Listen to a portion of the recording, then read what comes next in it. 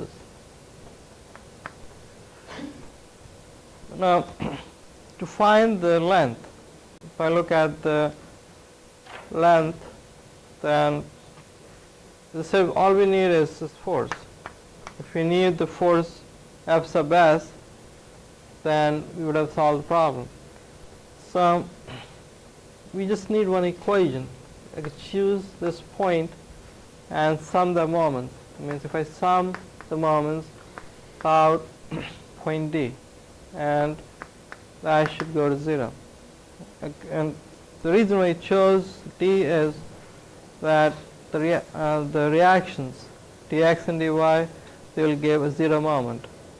I mean, they're both going to go through the point D. So this one is going to give you a 0 moment, as well as this one is going to give you a 0 moment. And we just have the force Fs, and the distance from here to this is 50, and the direction for that is counterclockwise. We take that as positive. So that's one of those. Then we need the moment of this about point D. So we take, let's say, one component, which is the vertical component, that's 3 sine 30. Then you have a horizontal component, which is 3 cosine 30.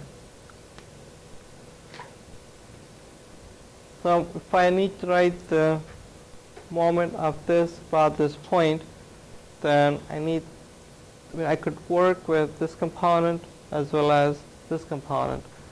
So if I take 3 sine 30, the vertical component, then the perpendicular distance from point D will be this. So I can multiply this by 10. That gives you the magnitude at the moment of the vertical component about point D. How about the direction?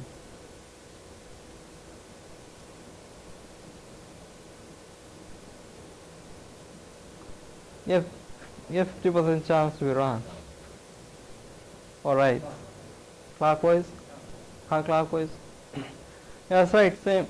You could take this up here, and that's your arm. So about this point, the tendency would be to go like this. So that's counterclockwise becomes positive.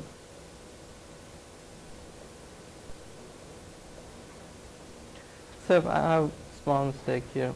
If you take this as compression, right, then at this point the direction has to be same, but it should be opposite. Right? I mean, the force is going this way on here, then the reaction at here should be opposite to that. So if it's opposite, the component's going to go also in the opposite direction. That means you have this component like this and this one like this. So instead of going up, it's really going down. So if it's going down, if you want to make this counterclockwise, this should go negative.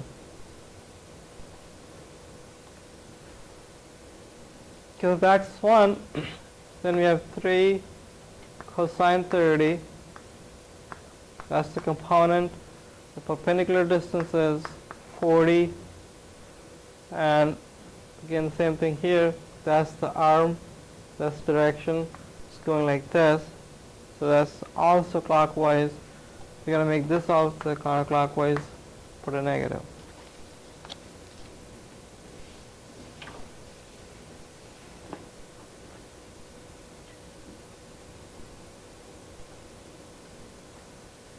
And see.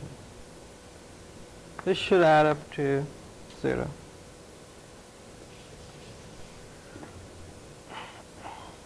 So from this equation, to find the force Fs, or the force in the spring, and that really comes out to be 2.378 Newton.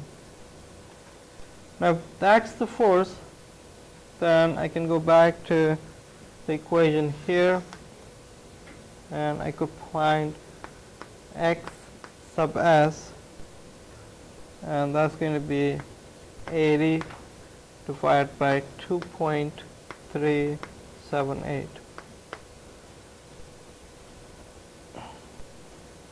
Now the stiffness,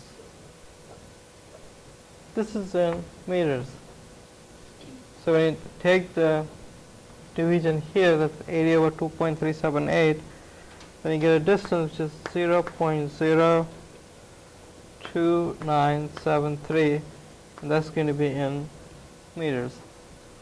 Or I could multiply this by 1,000, and you get 2, so it should be 29.73, and that's going to be in millimeters.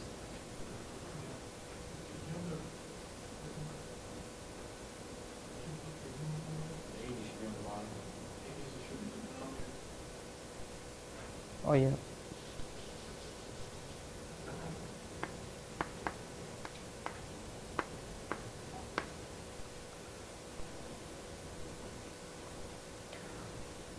So we get the original length, which is L0, that's 100 minus 49.73,